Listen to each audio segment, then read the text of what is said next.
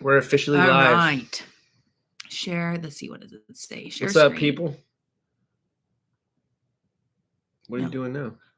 I don't know. I was doing stuff I'm not supposed to be doing. Yeah, just deny. Okay. Yeah. All right. Good morning, everybody. Okay. Let's see. And that's where we're looking, right? Oh, look, we're live. Okay. Yes. So can they see us? Hi, can you guys see us? Good morning, everybody. Oh, yeah. We are live. Look. Oh, that's cool. Oh, awesome. This is always the nerve-wracking part because you're like just getting started, and so like we're just double checking that everything is set. All right. Good morning. Cheers, everybody. Your leg, just your leg is bumping the table here. Okay, and we're wiggling. Yeah. Okay. Oh, cheers. Ohio. Cheers. Sorry. Ruined your cheers for everybody. I know. I was cheersing the camera. I was saying cheers, everybody. Cheers, everybody. Good morning. Okay, old dads. We got Ohio tuning in and Kentucky. Oh, that's so exciting. Remember, we can look right here. Old dads prepping. That's awesome. That's so cool. Just make sure that doesn't go in that camera. Okay, good. Okay. Book is being delivered this week. So pumped to see it in all its glory. Oh, that's wonderful. Awesome. All right. Good morning from California. Hello, cheers. Oh, good morning from California. Cheers, everybody. Good morning. Do you want to give them a book date right off the book update, or do you want to stick to the planned discussion? Yeah, you can give a book update. Let's do book update. Okay, because we basically, as everyone knows, it's always like we're almost done with the book. We're almost done with the book. Then we're done with the book. We're done with the book. Then it's a final proof. And then triple final proof. Yeah. The amount of times we've said final has been a lot. We've had it proofed a bunch of times, and we just sent the final one back in, and it is officially out of our hands. We're not adding any more paintings. No more editing. The book is being printed. It is at the publisher right now being created. Yes. So it's so cool. Cheers to the book. Cheers. TravelWritePaint. Cheers to you guys. We're so excited for everybody to see it. Thank you for all the support on trail, and thanks for getting the book and the artwork and the prints and everything. And okay, all right, enough.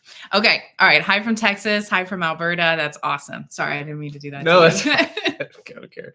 Okay, I'm like, let's stay on topic. Let's talk about logistics and cost, shall we? Yes. Okay. So today's live, we're going to be talking primarily about, Robert said, logistics and what we did as far as we saved for the Pacific Crest Trail, the logistics of how we got there, the financial aspect of it. So how much we spent on the, including gear, lodging, food, and stuff like that. And hi from Montana and Texas. Awesome. And just generally, hopefully that this video can be helpful for people planning future through hikes, and also to tell you all the amazing cool stuff that we did in order to hike this trail too. So I think that's cool. So we started off saving for the trail, probably realistically years before we started the trail, but we really started socking away money about 6 months before the trail, really focusing on it. We set aside a separate savings account to save for the trail.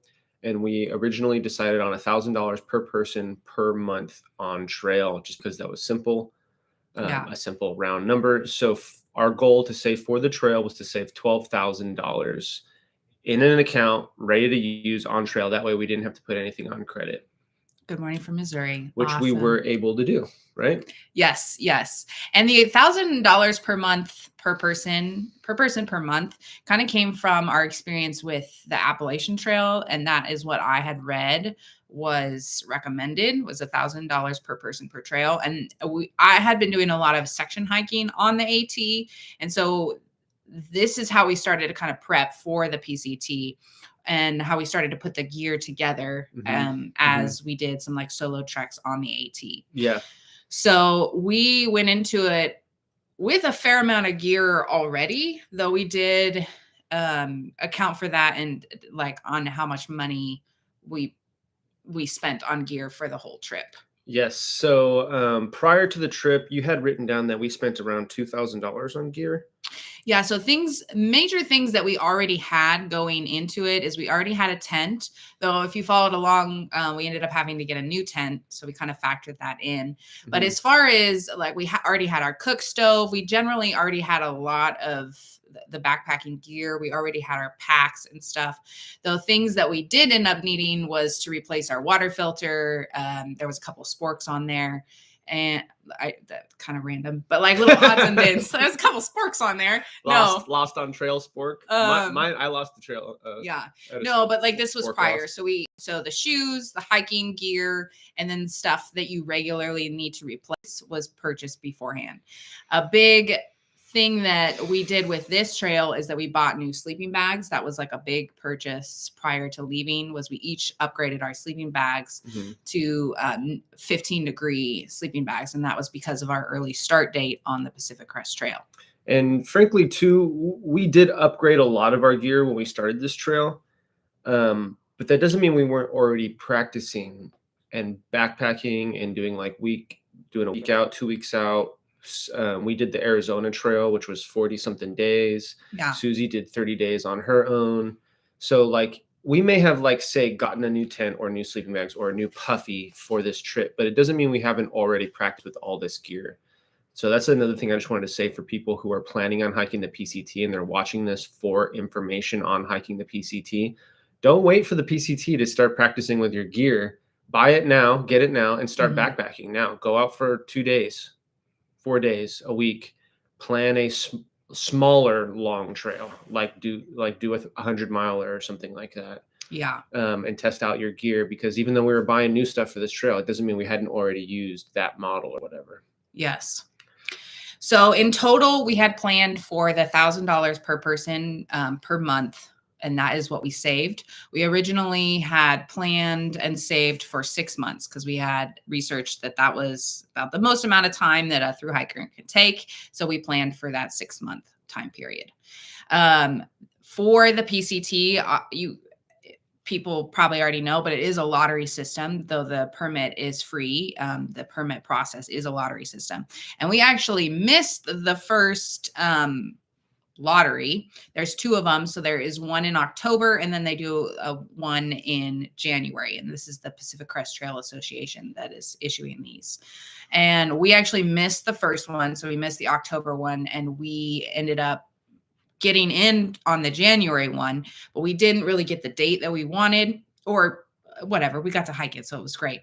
But we had an earlier start date that had planned than we had originally planned, which kind of made us update choices Yeah. in that. One of the key things that allowed us to hike this ability in time, we were super dedicated on the trail, so we didn't let any time thing really throw us off. Like Susie said, we were originally planning on hiking this trail like 2 months or a month and a half later than we actually left.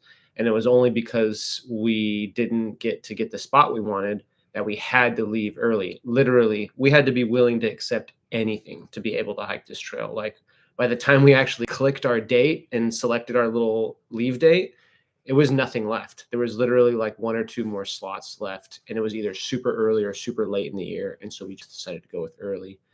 But because we had that flexibility in our time, we were able to do that. So that's another thing I'd say, plan on having like 2 or 3 months flexibility on your leave date and your return date, because those will change as you sign up for the trip. Yeah.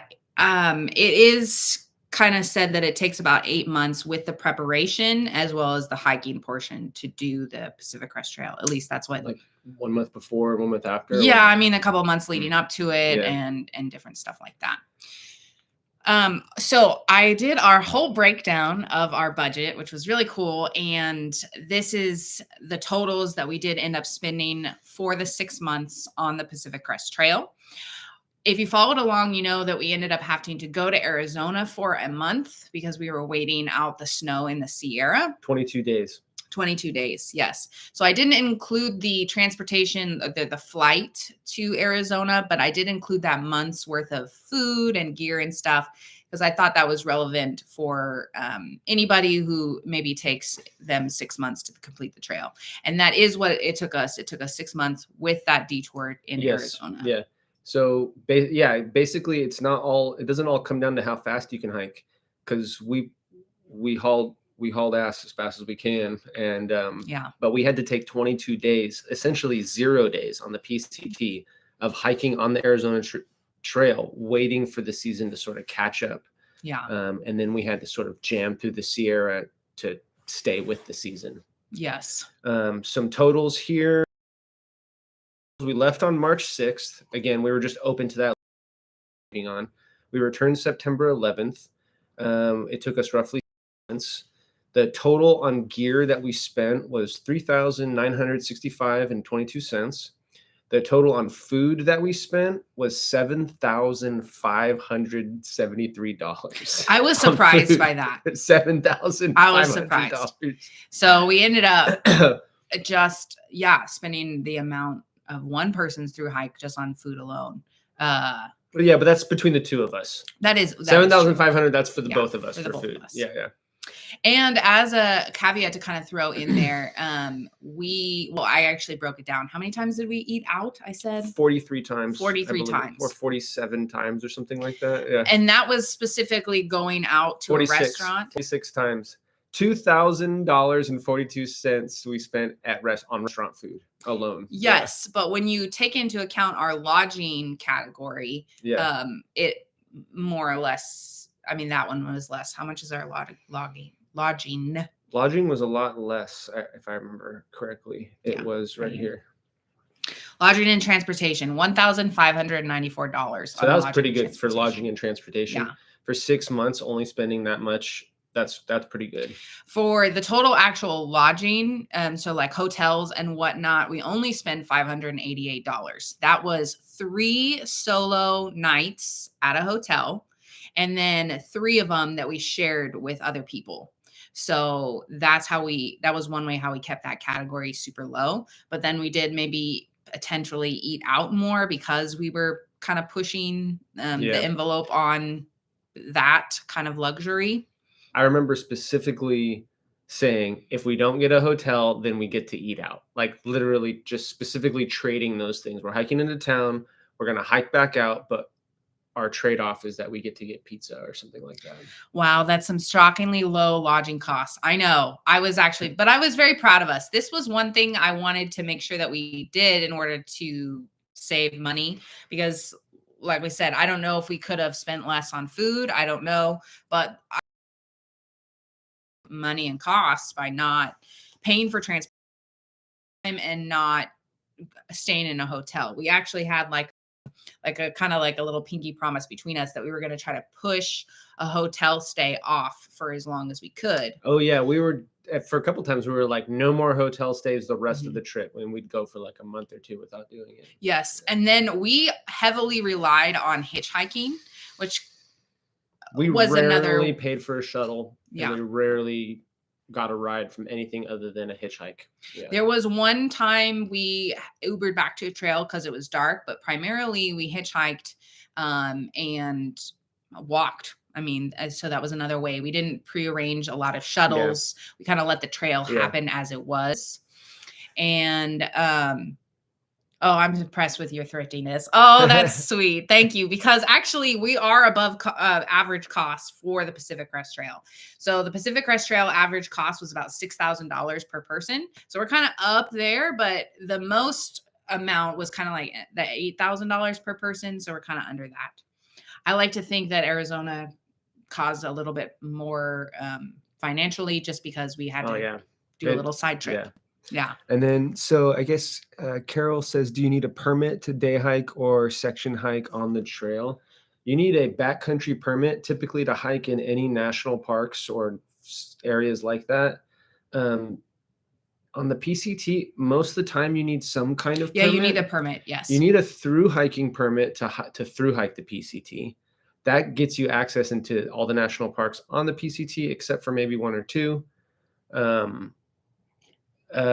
I'm sure there's some You areas need a where you don't permit. need a No, permit. I believe you need a permit for the whole entire thing because the permit system is free, and you just select the Yeah, there's hold on. no sorry. You just select the time, or I'm sorry, the location of where you're entering and then the location where you're exiting. So for example, our nephew Braven, or Scout, who joined us on trail, he put in that he was going to be entering on the PCT right around Yosemite, and then at his exit point. So you do permit for the whole, and to my knowledge, you do get a permit for the whole entire thing. You can just select a different location along the 2,500 and whatever miles, and then you can put in there.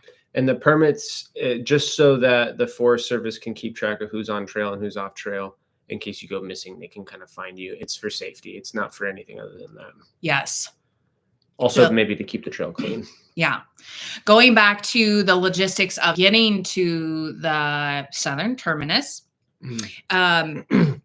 we took a one-way flight from Tennessee to San Diego, and we decided we wanted to stay at the Beach Bungalow Hostel in San Diego.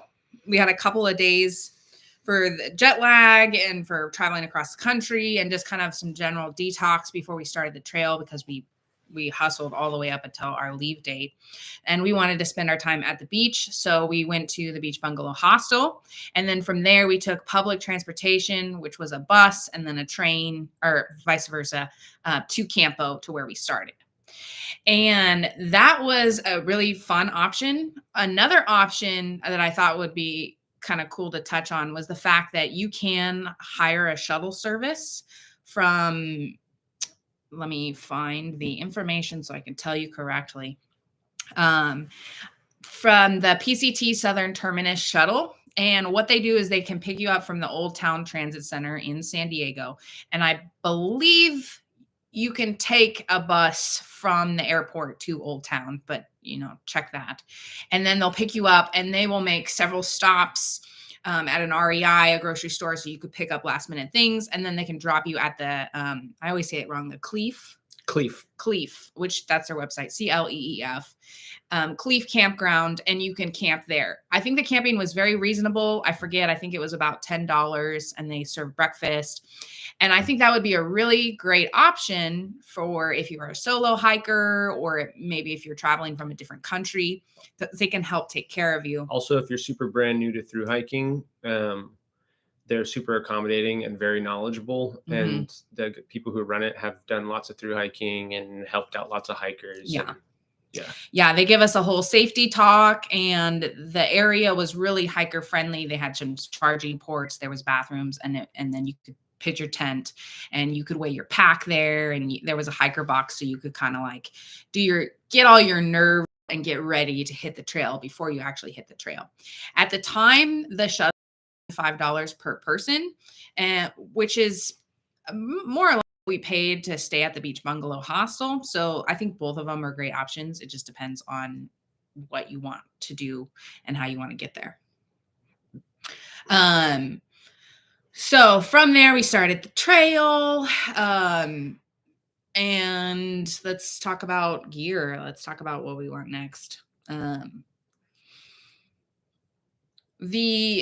far as the lodging goes too, we ended up camping at a lot of KOAs.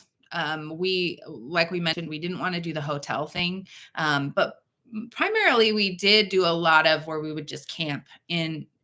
Of course we'd camp, but we would hike into a town, resupply, and then hike a mile maybe back on the trail and camp. Yes. And that was another way that we saved a lot of money. Yes. Was we still took our low mileage days. We just preferred to take those on trail rather than pay for lodging. Most of the time when we were paying for lodging, it was to hit everything. It was to do laundry, shower, and all that kind of stuff. The total we ended up spending on trail was $13,700. So we saved $12,000, and we ended up spending $1,700 over our budget. That is still right around average. They say people can spend up to $8,000 on the trail. I'm sure some people spend more per person. Yeah. So if we could have spent 16 total, 8 each, but we spent 13.7, so it wasn't bad. And it included a 22-day trip in Arizona. Mhm. And I feel like if we didn't have to do that 22 days in Arizona, we would have spent a lot less. And sorry, go ahead. No. And I would say, as far as logisticals go, flexibility of time. If most of the people that I saw that had to get off trail had some sort of thing that infringed on their time. They had work that they had to get back to. They had a wedding. They had some family event that had to happen. And they needed to get the trail done by X time in order to make that happen. They had a flight to catch or something like that. And I feel like, because it says in our notes that only 14% of people complete the trail. Mhm. Only 14%. And so we're to 14%. And I'm telling y'all, the way we did it is we have time. Mhm. Renting out our house was a big deal. So get that dialed in. How are you going to pay for your mortgage or your rent while you're gone for 6 months and not working? That's logisticals. You need to rent your house out or sell it or something. Yeah. Or just be rich, I guess, and just be able to pay for all that. Yeah. Or be retired, Yeah, That helps totally. too. Yeah. Okay, I wanted to say hi to John really quick because John said hello. Remember, you can see the comments right here too. I'm looking right Okay. there. Yeah. You Hard just for me to see- squinting hard into for the me screen. to see right there too. We got a question from Liz regarding the book. So to kind of touch on that, I sent, oh my gosh. Help me, baby. What's up? What you need? I'm reading this question. You're reading here. the comments. Yeah, what you need? What's up? No, as far as the book goes. Uh-huh. So the notice that I put out a couple days ago was for anybody who pre-ordered the book while we were on trail. If you pre-ordered the book, you means you paid $25 towards the book, and then you haven't gone back on and ordered the book. So after you paid your $25, you haven't done anything else. What you can do now is you can actually go onto our website and order the book, the physical book now, and get it shipped to yourself. That was so confusing. Okay, so basically what she's saying is go to the website, order the book. The $25 that you put towards the book will be counted off of the total cost. And that's all. Yeah, so I sent out emails with a discount coupon that will take off your $25 that you already pre-ordered, that you paid towards your pre-order. If you did not get an email from me, it means I don't have your email address. I have the wrong email address because the email addresses that I used were from PayPal. So if you don't use that email address, then you're not getting our They're emails. from the pre-orders. So when Yeah. you guys made your pre-orders, you filled out something that you told them what your email address was. That's the email address we're using to send y'all's information on. So if Yeah. that's not correct, just send us a message through the message the artist, portion of the website, or email us or send us a DM or something like that. Yeah. You can complete the payment. The book is $55. You paid $20 towards the pre-order. Also, this is a chance to update your shipping address if anything has changed. So make sure you put in the correct shipping address. And the books are scheduled to ship by next month, end of next month. As soon as possible. That's what I'm going to say. Yeah, as soon as possible. Yeah. Spiral body. Awesome. I have to keep reminding myself that this is USD. Yes, it will be a little bit more expensive for you with the exchange rate coming from Canada. Yeah, that is something you would have to factor in. And I think that you could not eat out as much. Yeah, I think that you could probably save a lot more money on food. I think our luxury is food because we're a little bit of some hobbitses. We are hobbits. But I think that it is possible to get that category down. I'm going to say not eating out is an excellent choice for just life. Just don't eat out. Yeah. You can cook the food yourself. Like we would splurge totally, but we would just get it from a grocery store and splurge at a picnic table at a park rather than going to a restaurant. Yeah. Whenever we do eat out, it's always pizza. I'm not bragging. I'm not saying that that's good or whatever, but it is. It's always pizza. Did you tell them how many times we ate pizza on trail? 9 times, I think. 9 times. 9 times. Specifically for pizza. Yeah. No, and then the PCTA also says 46 times eating out, 9 times on pizza. We spent $333 on pizza alone. $2,042 on eating out. So 2,000, we don't eat out that much. And we went out 46 times. Yeah. Yeah. But I was going to say that it basically boils down to the longer you take to finish the trail, the more expensive it's going to be, because the more you're going to eat, the more you're going to need different things. So one way that you can factor in less money would be to go into the trail a little bit more physically fit, maybe, and you could finish in less amount of time. Yes. Also, you going into towns where you spend a lot of money. So we would go into town and then we would try to get out of town. The longer you're there, it's going to be harder and harder not to get a burger, french fries, milkshakes, all that kind of stuff. On the trail, there's a saying that is embrace the suck.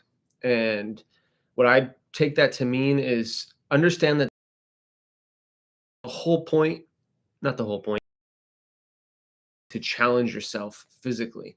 So out by hiking more miles, by trying to do 20, 25, 30 miles, 40 miles a day, maybe, you're physically challenging yourself, which is the whole point, but it comes back around and you're saving money. You save money when you don't eat out, when you don't stay in town, when you stay on trail, you keep going. It's harder. It's more physically challenging. So it's beneficial that way. Yeah. It's the whole reason why you're doing it. Not the whole reason, but part of it. Sure you're looking up there. I am. Okay. I'm telling him to look at the camera because I was like, is he looking? I'm doing a good job. Oh, I'm sorry. Yeah. Go on. I didn't mean to interrupt. So yes, embracing the suck can also help you save money. Okay. Oh, hi. Love following your journey last year. Thank you so much. It was so fun sharing the journey with you, y'all. I just have to say it was such a cool experience, and I'm so grateful and thankful. And we love documenting, and it's so cool and so fun. Okay, so there's a vegan question. That's interesting. As a vegetarian / vegan, my next through hike I will mail more boxes. It was so hard on the AZT to resupply in a way that felt nourishing / affordable. That totally makes sense. It is super hard to have a restrictive diet when you're traveling / backpacking, especially when you need lots of calories and lots of protein. And if you're on a budget, that's super difficult. I think that a lot of people end up mailing boxes for restrictive reasons like that. And I think that is not not a difficult option. You could definitely mail yourself, because you can mail yourself big staple things and then pick up extra stuff along the way. So say you're maybe mailing yourself your protein substitute or whatever, and then you're picking up your kind of odds and ends, your ramen packets or your almonds along the way. Yeah. The one thing I will say is that the mailing the boxes it requires a lot more fluidity of your schedule, because obviously the post office might be closed on certain days. Also, when we were on trail, there was a lot of hikers who struggled with their packages arriving on time. So if that window is pretty short, then you may end up having to wait a day. A kind of an option around that could be potentially to ship boxes to hostels along the way. Some even resupply places will accept boxes and stuff. So that is an option for kind of opening the scheduled pickup of your boxes. But I think that both options are great. And I know that wasn't really a question, but I just wanted to comment on that, because we've done both. We've sent boxes ahead, and we've also just resupplied on trail. Though I will say it is a little bit harder. It's a little bit harder just sticking with the food that's available on trail. There was a couple times we had to resupply on a gas station. I'm sure you guys saw that. We definitely probably didn't get enough protein. We were struggling to get enough vitamins and stuff like that. So those are some stuff. Yeah, but luckily, at least a lot of the food that we do eat on trail is vegetarian or vegan. We relied a lot on ramen, couscous, peanut butter, all that type of stuff. We met a couple of, at least one vegan on trail. And so carb up anyways. Yeah. Vegans, vegetarians, y'all are good at carbon up. So textured vegetable soy protein's great instead of meat. Yeah. And everything vegan and vegetarian, rehydratable, bulk. There was a guy that went to bulk food, like health food stores to resupply. He was vegan. It's always an option to mail a box ahead while you're on trail too. So that is an option. Yeah. All right, moving on. Hi, Jill. Oh, hi, Jill. Thanks for saying hello. Another hike down the pipeline. What is your guys' next long hike? Ooh, that is a loaded question. We are still discussing what we are going to do. I don't know how much we want to talk about this. We have a couple more questions, but what we want to do, like if we're both being honest, we want to do the Eastern Continental Trail and we want to do that whole thing. We are unsure about the time, if we have that much time available to us, and the finances, if we can take that much time off. Our second option is if when it comes time and we don't have that availability in our schedules, that we would just do the Appalachian Trail. And I say just, but we don't think it's just. I mean, the Appalachian has been on our list, and it was one of the through hikes I thought we were going to do, because we moved over to the East Coast, and before we wanted to do the PCT for forever, but then when we moved to the East Coast, we were like, oh, we should do the Appalachian Trail because we're right here. So I actually thought that was going to be our first through hike, was going to be the Appalachian Trail, but it wasn't. It was the PCT. So we want to do the Appalachian Trail. The thing that's kind of interesting for us too is that Robert has projects and he is not going to be done until June.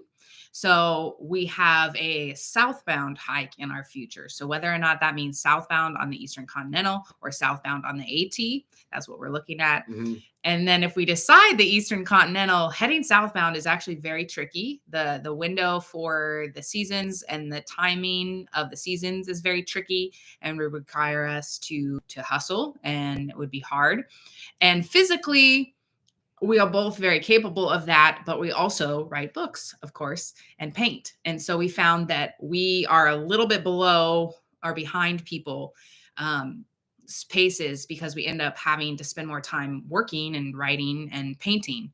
And so like, for example, on our PCT hike, Roadrunner and Somewhere got a couple weeks ahead of us. And I think some of it was due to having to skip for fires and stuff.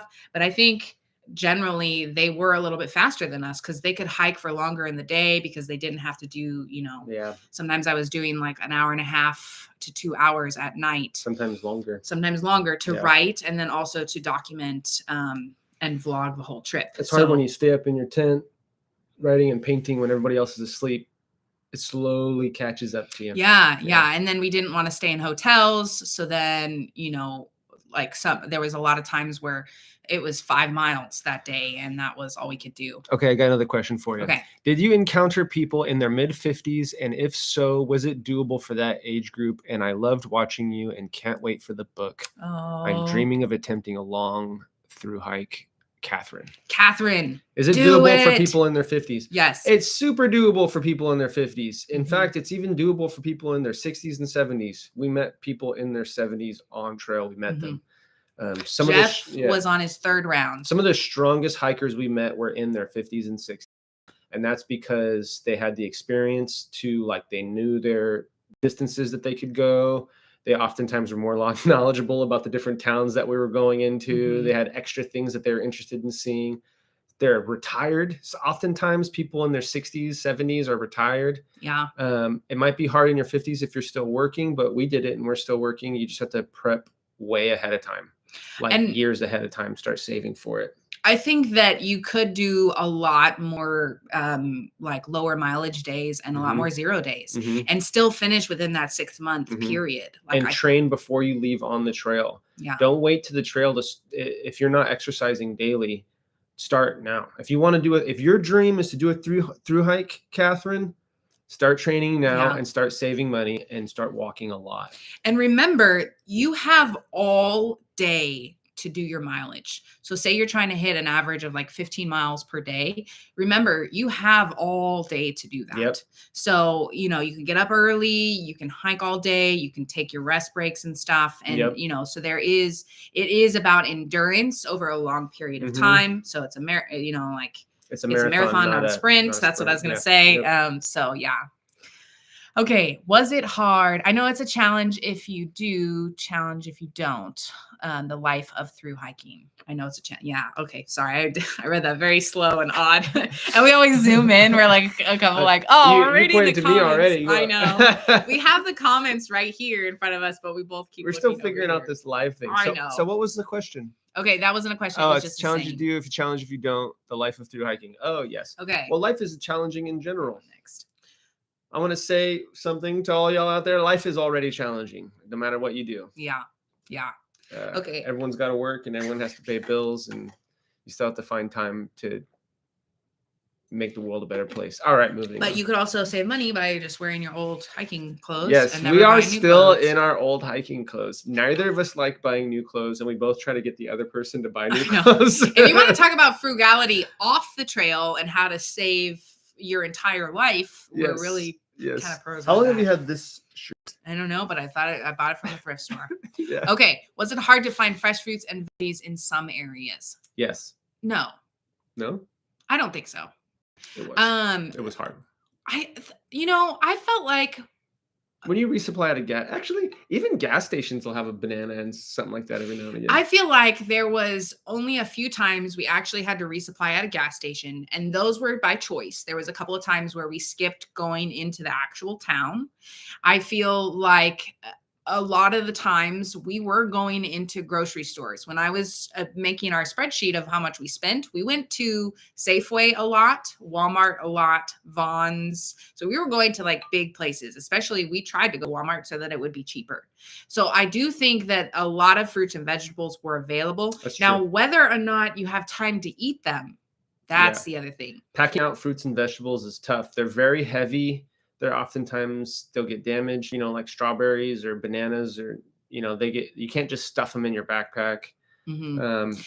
And for people who were trying to avoid like the towns a lot of the time, or just limit the amount of time we stayed in towns, it was hard to you're hungry and you want to eat stuff, but you're also trying to get in a lot of calories. And so maybe we only had 7 hours in town, and you're trying to cram everything in: laundry, showers, food, calorically dense foods. And then you're like, oh yeah, on top of that, I need to eat some fruits and vegetables. So it was difficult. One thing I felt like we could have done better though is protein. When we got into town, I feel like we could have focused a lot more on protein and just Greek yogurt, and tried when we got into towns to really pump up on protein, because I think you can go a lot without fruits and vegetables as a major part of your diet for a while. But when you're working out so much, I think that we could have done our bodies a favor and tried harder with protein. Yeah, and oftentimes we would slam down a bunch of fruit while we were in town, or on the first day out, we would have a bunch of extra stuff we would eat. Yeah. Oh, Boyd. Oh, Bryce. That's okay. I'm so glad you joined in. Thanks for joining in, Bryce. We're so happy that you didn't miss much. We kind of blabbed in the beginning. Where is he? I can't see him. Boyd Word. Oh, yeah. Boyd Woodworking. Thanks for joining. Glad to see you in real time, Nancy. Oh, I know. This is the funnest part. The lives. We were really excited to do this live again. It's so fun talking to you guys in real time. The other time we're talking to a camera that is going to you, but now we're talking directly to you, which is really, really. Here, I got another question. Do you want to? Yep, go for it. Okay. Well, okay, we got a couple of questions. So the first one says, any tips for the first few weeks? Stuff you didn't expect. Tips for the first few weeks. That's a good question. Snow.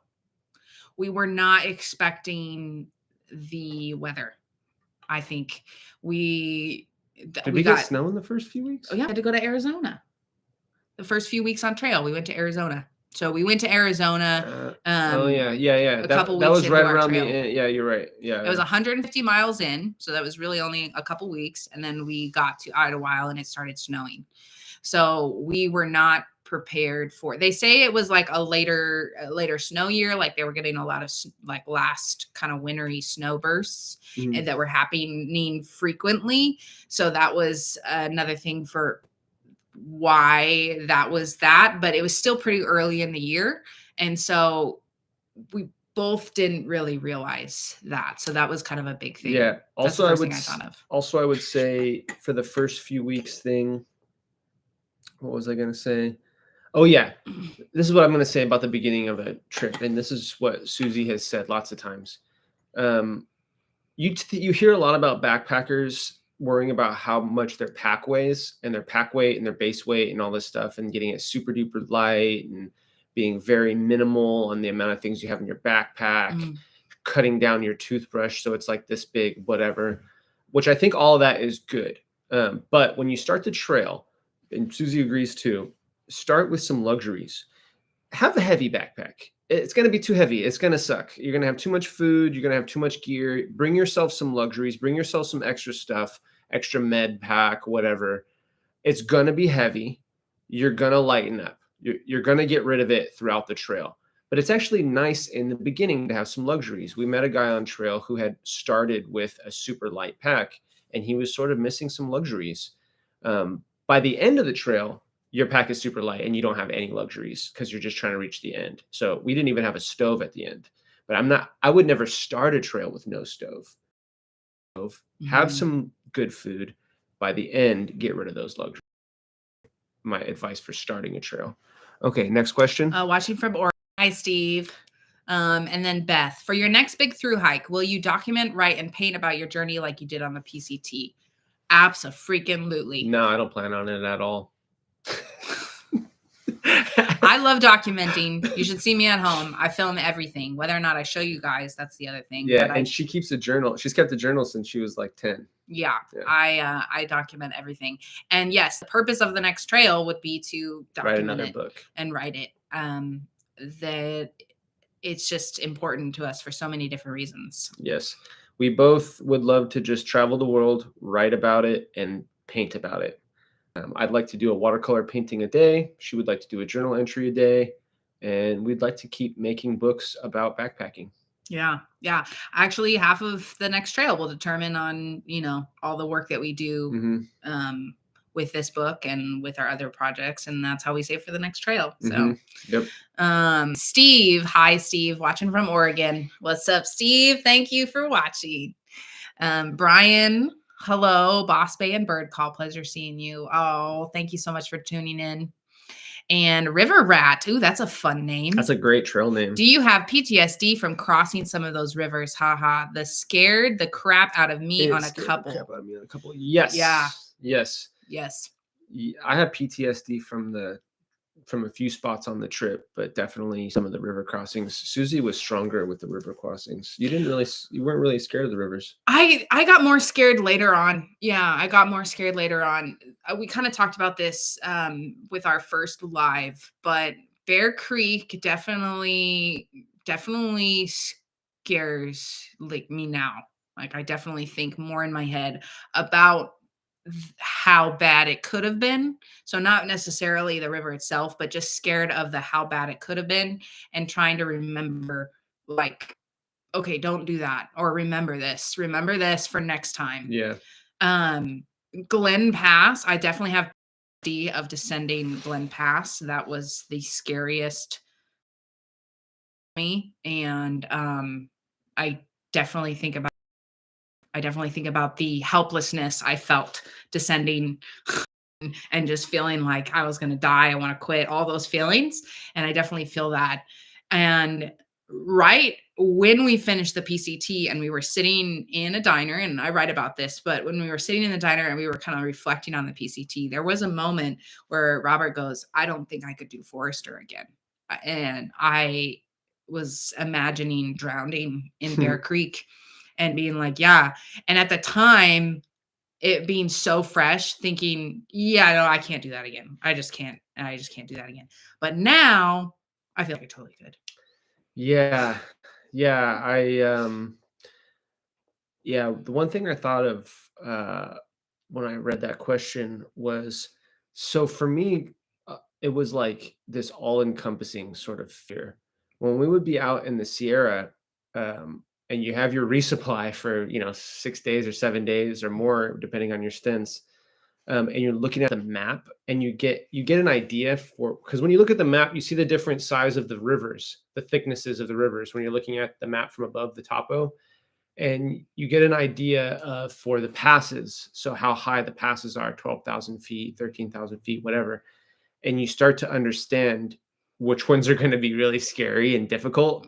And so some of the stints, it was like 7 straight days of just like, you're looking at the map and you're like, horrible river crossing, horrible pass, scary, all down the line for like 100 miles. It's like you're doing like what it feels like 3 or 4 or 5 of these feats a day. For me, that was the fear, was like every day. It's like some of these days we'd wake up 4 in the morning, the sun wouldn't be up yet. We'd pack up. We'd have 3 super terrifying river crossings before the sun even rose, and then we'd have to do a mountain pass. Yeah. And it was just diabolically continuous. I will say one thing on this though. I feel like I do want to get better at through hiking, and I want to get better at kind of mountaineering, and I'd like to get better at river crossings. And so I am happy for all these experiences, because I do want to get better, and there's more trails that I want to do, and potentially more dangerous trails that I want to do. So I value this all as experience and learning and everything. But I will say, I've always felt this way about the long trails, specifically the AT and the PCT, because I don't know a whole bunch about the CDT, but they're so well known and there's so many people on trail. It doesn't mean that it allows for any negligence by any means, but it's not going out in the mountains on a trail that's less traveled, or, hunting out in the woods where you're actually using like a compass and, and the stars. Just kidding. But like, so I do feel like that the PCT is super accessible, and so is the AT, to everybody. And I feel like anybody at any skill level can do the PCT. So just kind of taking that with a grain of salt. I mean, 14. I disagree. It's like, you understand what I'm saying. We're not creating a trail. Anybody at any skill level can attempt to do the PCT for sure. Yeah, okay, but you understand what I'm saying. Like, we're not going out into the middle of the woods without a trail. There was quite a bit of the Sierra where the trail was completely covered. We were on our own. Yes, we did have modern stuff like GPS. But you need to know where you're at on those maps if you don't have a trail to follow. And it was very rigorous and very scary. And yeah, but I think I'm talking about, like, I come from a family of hunters, and so they would go out into the woods, and you'd just walk around in the woods and you'd hunt. And so, like, or a different scenario, say you're in a very remote national park and you're hiking a trail that not a lot of people hike. And so certain things like that, at least these trails are like a defined trail. They're going into towns and stuff. That's all I was kind of trying to say. That's true. All right, moving on. Hey, can I read the next one? Yes, go for it. Okay. Yeah, sometimes you two have that's so sweet. Challenge. Do you have read much them out conflict? loud? Don't just do that. Well, there's some parts that are, I don't know if they want us to. Okay. Do you have much conflict while hiking? Okay. The strong dynamic you two have is so beautiful to watch in a through hiking challenge. Oh. Do you have much conflict while hiking that you have to work through? Yes. We have conflict every day. Yeah. Yeah. Well, you have to say who it's from. Sarah. Hi, Sarah. Thank you for the comment. Hi, Sarah. Also, River Rad. I think we all remember. Thanks for taking us along. You're welcome. That's awesome. Sarah, I was just going in order. Okay, so I was going back to Sarah. See, conflict. We actually have more conflict, I think, off trail than we do on trail, because we work together and we, of course, are married and everything. Yes, so, and then when you throw work into the middle of it, I think that there's a lot of conflict that we have to deal with working with each other. But actually on trail, I felt like that we had way less conflict and we were like really in sync with each other. Yeah. Singular goal. Common enemies bind people together, that type of thing. We did have a couple instances where we did get irritated at each other for like taking too long or hiking too slow. We got into one of the biggest conflicts we had was when we came out of Bishop, and we were trying to keep up with our trail family, and we were both pretty exhausted, and we both kind of had a meltdown. We kind of talked about that. But I feel like that was a big conflict that was just like, we didn't really communicate very well. And it's basically we were exhausted. Yeah. Just the trail will exhaust you. It'll put you out of your right mind. You'll make some bad decisions. You blame your partner for it. You blame yourself. You argue about it. Then you feel bad. Then you apologize. Yeah. Because you just have a common goal, and that's to survive the trail, not die, and make it to the end without breaking up your footpath. And it's a pretty simple common goal on trail. Finish Yeah. the trail and don't die, and you both want that for each other.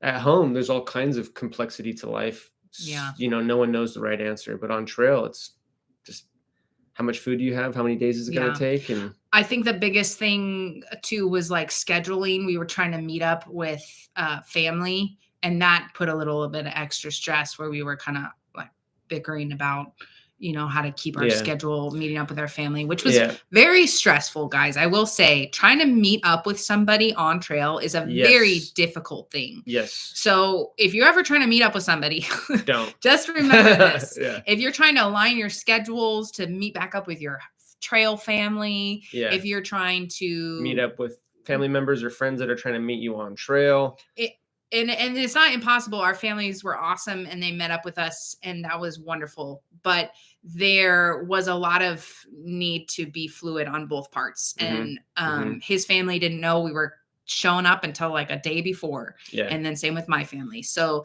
there has to be like a lot. It's just very, very challenging. Yeah, basically we gave my family like a window of like a month.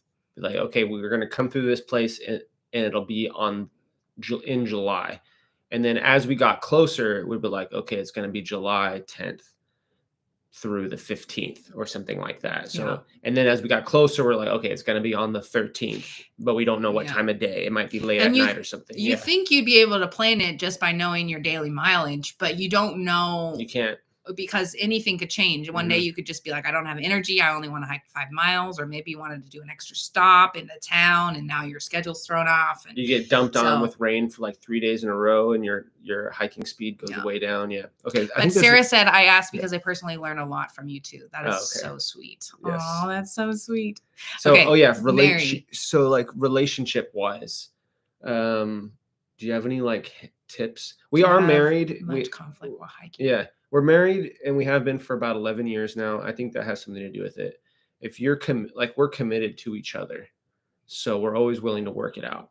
And we were on the same page the entire time that we were through hiking the PCT. Like we pinky promised each other. We went over scenarios of like, well, what if somebody gets injured? Is the other person going to continue? We went through like, we're not quitting. We were both on point with the wanting to keep a continuous footpath. So it helps that we were like solidified what we both wanted out of the PCT. We wanted to write the book and we wanted to finish the PCT in a traditional through hike all the way from Mexico to Canada. And when we used that as like the overarching framework for the trip, then we both knew what the goals were. And the rest of it was just kind of like navigating details and being fluid, which is what you need to do in order to through hike, I believe. Yeah. Okay, moving on to Mary. I really enjoyed watching your continuous footpath. What apps/maps do you use? The main map source that we use is Far Out. It used to be called Gut Hook. And it is I don't know why they changed. All the cool kids still call it Gut Hook. I know. Far Out, man. And it is a digital map that is just an amazing resource for through hikers. It allows people to comment on all sorts of different things, from resupply stores to scary passes to river crossings. You can leave comments, and it is an invaluable resource. And I would say, I think a lot of through hikers or people who are hiking use this map. And I think very few people don't use this map anymore because it's so popular and such a great resource. And I want to say this too about it to clear up any misconceptions. It is a GPS mapping system that you can use with no internet. So if you guys are thinking you need internet to use these type of systems, you don't. It works completely without service with your phone on, low battery mode. You can use it out there. It knows where you are. The only difficult thing is when the trail is covered and you can see no physical trail. That makes it harder. But when you have this mapping system, you have digital visual representation of where the trail should be. Yeah. And that really helps you through. You have to download the maps beforehand though, and you do have to pay for those maps, but you don't need internet to use the system. And it is a regular map with like top topography lines and stuff like that. So it does have those resources. Yes. The comments, you do need service. So for example, when we were in the Sierra, the newest comments that we were looking at, say about Forester Pass, of what other people were doing, were like a week to 10 days old because there was no service. So when you get into service, you can update comments and stuff like that, and you can get new comments for how people dealt with. And the comments are from other hikers on trail who are telling you ahead of time, is the water source dry? Is there a rock slide? Yada, yada. Yeah. And then you leave comments for the people who are behind you. Yeah. So we're all leaving each other comments while we're on trail. Some of us do it more so than others. I'm doing this, so I remember 2 other things. Okay, so the next map system that we utilized a lot on this trail was Gaia. It is another free map, and you don't have to buy the maps. You can download them onto your phone. It doesn't offer GPS, but you do have, actually, I think it does do GPS. Yeah. I take that back. Yeah. And we used this for rerouting and building trails around fires. I did a whole thing on that, so you can watch that video. But that was another great resource. Also, I just want to say Google Maps, you can search transportation options in Google Maps. So if you were trying to get from somewhere in the city, you could actually look up on Google Maps and it will tell you how to take public transportation where. So you could go into any little small town and figure out their bus system and really utilize public transportation. And you can utilize Google Maps to make yourself an itinerary for that day as well. So that you can literally, Google Maps will say, walk, 3 miles to this bus stop. Take this bus to this place, get a shuttle from here to the train depot, then take the train to here, then walk another 5 miles. Like you can literally lay that out in Google Maps. Yeah. We did that while we were traveling abroad as well. Yeah. We did that in France and Italy. So we got Brian here. Prior to actually getting the permit to hike the PCT versus when you finally got the permit, was it as difficult as you thought it was going to be, and was it the starting date you wanted? It was more difficult than we thought it would be, and we did not get the starting date we wanted. So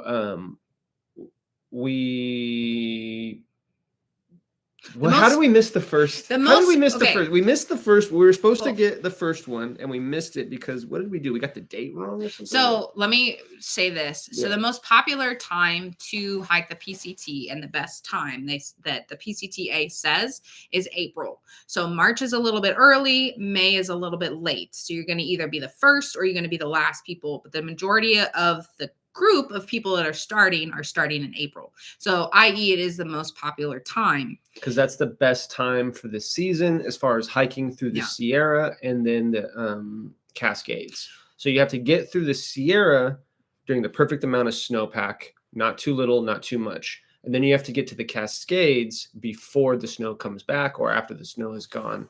And then you have the fire territory in between there. Yeah. So it's threading a needle as far as dates go. But as far as getting the permits, how did we miss that first permit? We misregistered for the first opening of the lottery system. I had thought we had registered, but we didn't. So we didn't actually get in the first lottery system. And then we had to wait 2 months. Yeah, we had to wait. Registered properly that time for the second system. And then waited for the next opening. Yeah. And then how did that go down with the second time? The second time we got into the lottery system and we were assigned a time, and then we went onto the website at the time that we were given, and they had the calendars laid out, and then we got to see which dates were still available. So they only allow 30 It's hikers. 50 hikers per day total. On the first lottery, they did 30. Yeah. I think on the first, and then when they did the second one, they did 20. They allowed 20 more. I think we're wrong on those numbers a little bit, but it was 30 people per day, roughly. And then the second one was like 20 more people per day. Could start on that time. Something like that. Yeah. But for like Roadrunner example, like our other hiking partners, Roadrunner somewhere, a lot of people who got into the first lottery did get the date that they wanted. Mm-hmm. So even Hatchet was like, I got May the 4th and all that kind of stuff. So but we missed that. So we didn't get the date we wanted. And there is some flexibility once you do get your permit date and you you can then go onto the website and search for different dates that open up. So people's plans change as it gets closer, and maybe they cancel their permits and stuff like that. So there are dates that open up along the way, but it was so close to our leave time that I didn't feel like we had any other option, and we didn't want to not hike the trail. And so we just went with that date. Also, just heads up, when you open up to sign up for it, you'll see all the dates that are open. And then you'll think like I'm thinking is like, oh, let's figure out of all the dates that are open, which ones do we want? And we took a little bit of time trying to figure out of all the dates that were open, which ones do we want? And then we went to click it, and guess what? It wasn't open. There wasn't 15 spots left. It's full. Yeah. And so we're like, holy moly, refresh the page. People have been signing up. I thought we had, our little time slot to pick. No, you don't have your time slot to pick. You have your time slot, and you're in there with a whole bunch of other people, and they're all picking in that time slot. So pick it fast if you're in that second one. Make sure you register correctly and get into the first lottery. Get into the first lottery. Don't do what we did. Yeah. Yeah. And if you get into the second one, pick it fast. Yeah. Yeah. And then another thing too is when we finally started, on the day that we started, on our proper start day, there was not 50 people starting that day. There was maybe 13 people starting that day or something like that. So however that works. So for whatever reason, all those people who had been signed up online didn't show, or whatever. Or maybe it's kind of an open, I don't know how we're not, works. we're not saying it doesn't matter. It does matter. And I think it actually scares a lot of people out of hiking the trail, which is good. We want less people on the trail, to be honest. But just saying, if you show up and there's nobody there, the full 50 people aren't there, they might give you a permit, Yeah. Okay. So moving on to the next question. What date did you enter the Sierra? We got there basically the end of, or kind of mid-May. So I can tell you exactly that we were in Lone Pine on May 30th because it was my birthday. So without looking up when exactly we went into the Sierra, we were in Lone Pine. So we had done Forester, and then we had gone into Lone Pine. Carefully, you're wiggling that. Okay, sorry. And so that's when we entered the Sierra, was basically like the beginning of May. Oh, Kennedy Meadows South, we hit May 21st. There we go. Yeah. And Kennedy Meadows South is basically the kind of accepted leave date, or the accepted kind of start of the Sierra, the gateway. Yeah. So we hit May 21st, Kennedy Meadows South. This book is actually pretty good for referencing all these dates.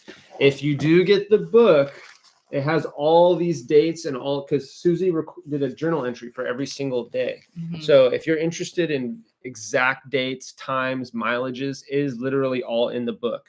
May 20th, 2024, miles hiked 20.7 miles, Sequoia National Forest. That's a journal entry. This is exactly how she does all her journal entries. Yeah. So if you are interested in all this information, not to just totally shamelessly plug the book, but it's like with each journal entry comes all of this information that you guys might be interested in. Okay, Susie is just getting on. Hi, Susie. Go hook forever. I love that. Far out is great. Yes. Oh, okay. 35 and 15 for the year. So the permit system got opened 35 for the first wave, and then 15 for the second wave. Okay. So I thought it was 55 hikers per day that were allowed to leave at Campo, which means 35 and 15. Yeah. 50 at total, that specific starting point. There was other points you could get onto the PCT and that were not filled. Yes. But that was just for those times. Yeah. What are the ideal dates for the AT? Oh, we already know that's Sobo hike. What issues are worried about the June start? Yes. Oh, okay. She's talking about our next hike. We can't talk too much about our next hike because we don't know exactly the distances that we're going. We are considering the Eastern Continental Trail, which includes the AT, but it starts about 400 miles north of it and ends a few thousand miles south of it. But as far as for the ideal dates for an AT Sobo, we can't answer that. So June is the earliest, to my knowledge, is the earliest that you can kind of leave on southbound. It is a little early for Maine. I believe that they say there's a lot of bugs or something. July is summer, so July is pretty perfect for leaving in Maine. And that gives you enough time to get through that whole area. kind of up and upwards, and then you start to getting into more elevation, and you're kind of in October, and then you want to finish before, I think before November, because it can snow up in elevation towards like the kind of southern end. So, but as far as like a leave date, Sobo on the AT, July is a great time for leaving then. Also, from the research that we've done, hiking in Quebec in Canada, June is about the earliest you want to start. July would be better, but you can start hiking in June. So I'm salivating over your book. Oh, that's so cute. I love that. I love my AZT print. Oh, that's so great. That is awesome. Someone got a print? Yep. Oh, that's wonderful. Okay, your book is extremely valuable for people who haven't hiked the PCT. Thank you. Oh, that's very sweet. Okay, another question. Do you have any effects now from walking in fire and smoke? Thanks, Mary, for the question. That was a good question. No, not to our knowledge. People did say I have a lot more wrinkles. Yeah, everyone said we got aged. Yeah, we aged. I think heck? probably from the strain of the whole trail. No, maybe sun exposure. I think a lot of it's probably sun exposure. I will say my heel still hurts. So that's not from the fire and smoke, but from walking 3,000 miles, my heel still is sore. And we definitely, what's that look for? No. And we definitely lost a lot of muscle mass. We're both very weak, but we're going to the We used to gym be a and lot we're getting stronger. Yeah. Oh, okay. We're coming to an hour, but there's still some questions coming down the pipeline. So we're going to stay on here. Will you autograph the books before sending? Absolutely. We will be autographing the books. Okay. 2 questions. If you did Campfire Jubilee, hi. If you did the ECT, would you hike any of the Canada part? Yeah, we kind of talked about that. We want to hike the Quebec part. Basically, we don't want to worry about the ferries. More so, I thought it would be fun to just landmass to landmass or ocean to ocean. So basically starting at the top of the landmass and then hiking all the way to the Florida Keys. Yep. Yeah, there is one big ferry ride that you can take to get like an extra 100 miles, I think. And we would potentially skip that just so that we don't have to do that ferry ride. Yeah. And so then, as Susie said, we'd be doing more of a sort of ocean to ocean trek. Yeah. And it does end in Key West. Not hiking the entire International Appalachian Trail, just starting at the Quebec portion. Basically like 95% of it. Yeah. We got to support our hikers. That's so sweet. Everyone, please buy the book. We must support our hikers. Brian, oh my gosh, you're so sweet. Okay. Have you kept in touch with your PCT trail family? Beth? Not much. Not much. We did text. We're kind of in a group chat with Bougie, Somewhere, and Roadrunner. And every once in a while, a text will come through the pipeline. Like we said, Merry Christmas. We fill them in on the book. Bougie was like, I miss you guys. Somewhere actually just recently sent me a text. That reminds me, I got to respond to her. She was asking about the picture, the watercolor illustration of her shoes. So every once in a while we get some texts from them, but I think we're all busy. And yeah, I think friends made on through hikes are interesting because you are very close and you did hike a long ways with them, but they weren't part of your normal life before. So, and you often don't live in the same area. Yeah. I don't know. Yeah. Okay. Aged, your faces are shining and youthful. That's so sweet. Thank you. That's so cool. All right. We're just going to do a few more questions here, guys. So if we haven't covered anything you want to talk about on this time, shoot your questions now. Oh, cool. So Goob started the Florida Trail today. It looks like he has a YouTube channel.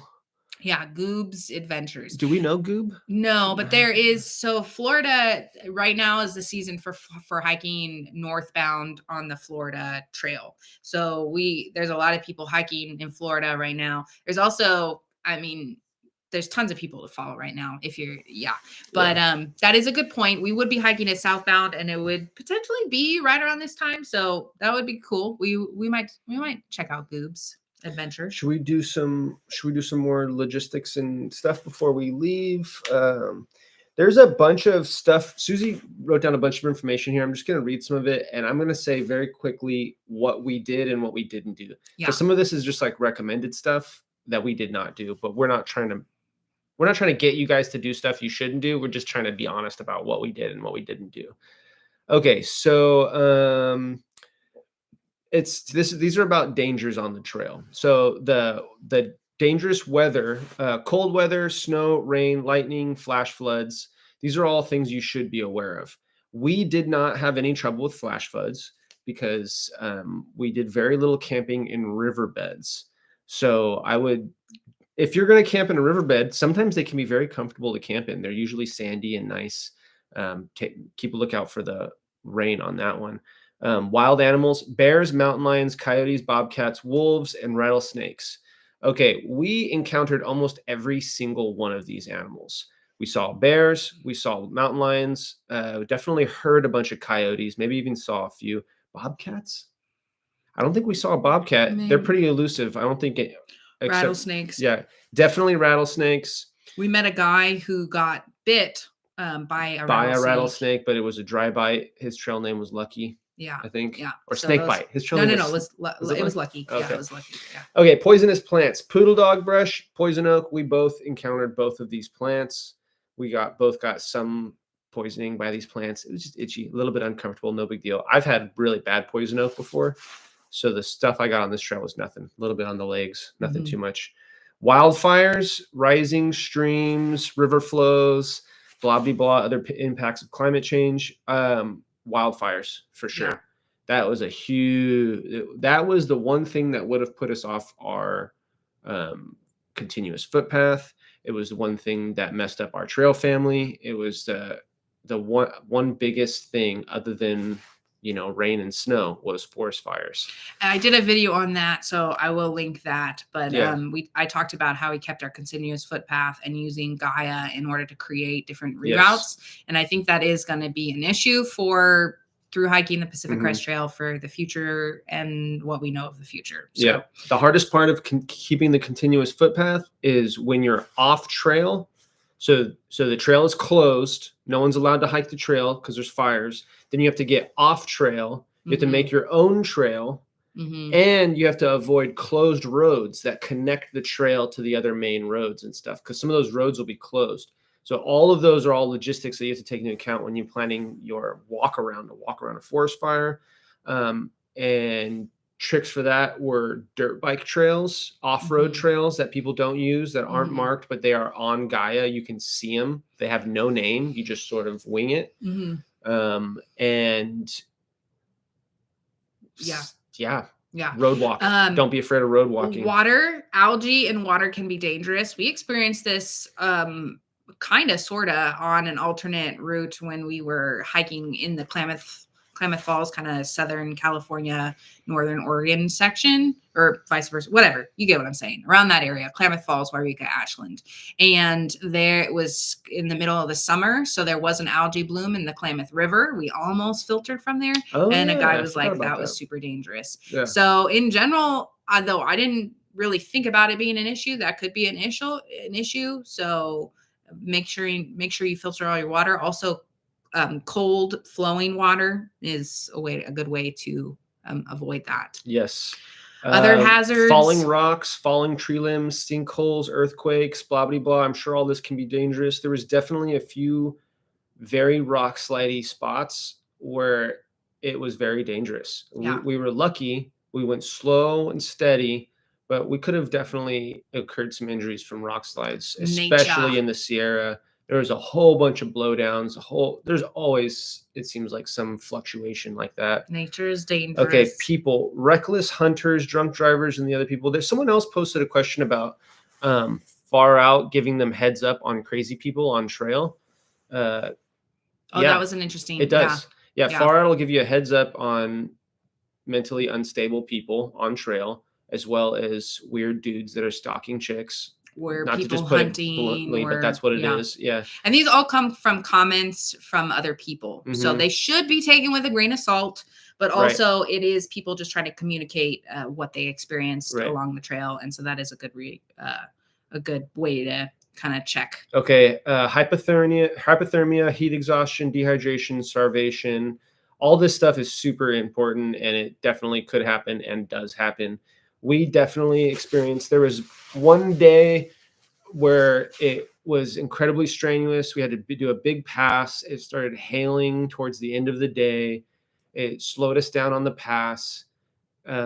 We were up on a ridge and it started raining and hailing hard, and the sun was setting. We were soaked to the bone. Yeah. And I was really afraid that we were going to have to deal with some hypothermia issues. So we finally made it. So here's the deal. You can't just stop and set up a tent. Oftentimes people are kind of wondering, why don't you stop and set up your tent? Because you're on a ridge. There is no place to set up a tent. You have to hike along this steep ridge until it gets to a flat area where you can set up your tent. So oftentimes you're stuck on a ridge for a few miles, 3, 4, 5, 6 miles while it's raining and snowing on you. Or also, hailing. You can't build a fire. Yeah. Whoever's thinking you're going to build a fire to warm up, it ain't happening. Everything is soaked, and it takes a horribly long time to build a fire. And you're exposed. What are you going to do? You're in the rain. You're in the hail. No one's building a fire to keep warm in the rain. So what you want to do is get your tent set up, get to camp, set up your tent, get off all your wet clothes, get in your sleeping bags. And if you have a partner, snuggle up. Yep. Drunk drivers. We hitched with a couple people that had a beer in the cup holder. There was definitely, they weren't drunk though. They were just was definitely some you're putting some things that I did on trail I wouldn't normally do in my normal life, including hitchhiking. I've never hitchhiked before in my entire life except for the PCT. Mm-hmm. But except for through hiking. And I would and you can get yourself into some funky situations when you're hitchhiking, but generally the through hiking world is very safe. Like, the community is awesome, and trail angels are amazing, and the people just think you're awesome, and they think what you're doing is cool, and they want to help you. So, in our experience, we never had anything horribly weird happen with anybody or anything like that.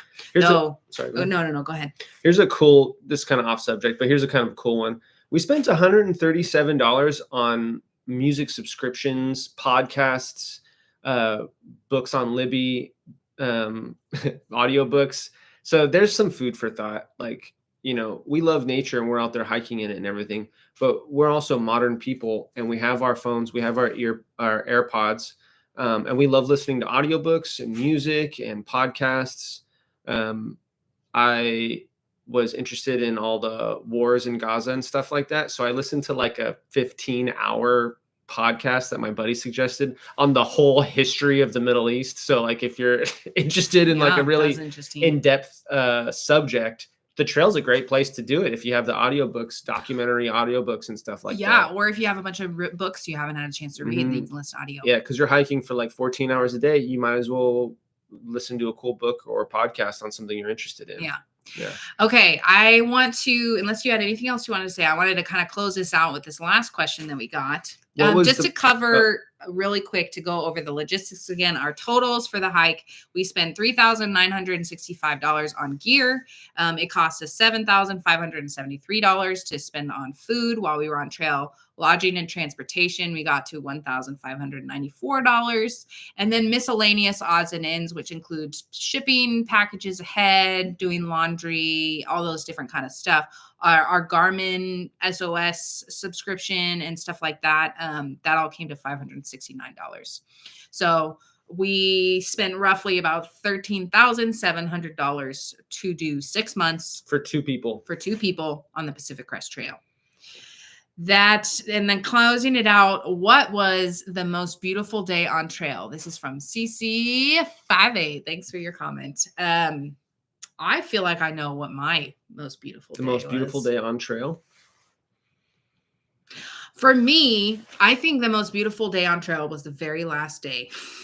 And maybe this is probably because the trail was ending and we were just on this just high of just being like, we just finished, and we finished the whole trail with our completed footpath. There was a fire scare. We ended up having basically hardly any food, and we hiked for 60 miles, and it was just all coming to a close. And so the last day that we were hiking back to Hart's Pass was just like, we were just both elated, and we didn't eat very much. So maybe we were delirious too, but, we hiked late into the night. And anyways, the next day we had camped about a mile from Hart's Pass, right? Yeah. Hearts Pass. And that morning, I think, was the most beautiful sunrise I've ever seen. And just the view hiking into Hearts Pass and knowing we were leaving the PCT and knowing I even just got chills just talking about It's it. literally playing on the TV right behind us. Yes, That's the last day. The last day. It's playing right back there. Yeah. It was, I just remember brushing my teeth and watching the sunrise and being like, I can't believe how many times I got to see the sunrise while brushing my teeth out on the Pacific Crest Trail, how many sunsets we got to see. And that view that's on that screen right now, that view right there, scoot your head over, was just the most beautiful view that, and so I think maybe there was some external reasons for that. Obviously I just went over that, and that, but by all means, the Northern Cascades are beautiful. So that was my most beautiful day. Oh, I can think of one more. Okay. What's the next one? Another one would be the High Sierra. Definitely in the High Sierra. It was after we hiked Chicken Lake Springs. So we were with somewhere and we were hiking to the base of Forester. So it was like those 2 days where we were getting to the approach of Forester. And it was just we had camped at Chicken Lake Springs, which was this beautiful frozen lake, and it was surrounded by like granite mountains. But the next day we ended up having to wayfind because the trail was covered in snow, and we hiked up to this ridge line, and it was just like the view was just the Sierra for forever, and it was just snowy capped mountains. And I was like, I feel like a mountaineer. It was cold, the wind was blowing, and there was like snow mist blowing off of the snow, and we were all bundled up, and it was like all of us in a line, and it was just like I was like, I never expected to be in the mountains like that. I was like, I think you're supposed to be a mountaineer when you're in these mountains, but we weren't. I was just a normal little old Suze up in the mountains, and it was so beautiful. And I was like, I can't believe I get to do this. It was just amazing. All right. I think what did I just talk about the most beautiful days? No, I agree. Yeah. I agree. I can't think of any specific one. The last day seems really, it rings a bell for me too. Awesome. All right, William. Oh, William, thank you both. And how did okay, one last question. All right, Oscar said, how did you two motivate to go up to get up early in the morning and hike for 12 hours in 6 months? One day at a time. Yeah, one day at a time. I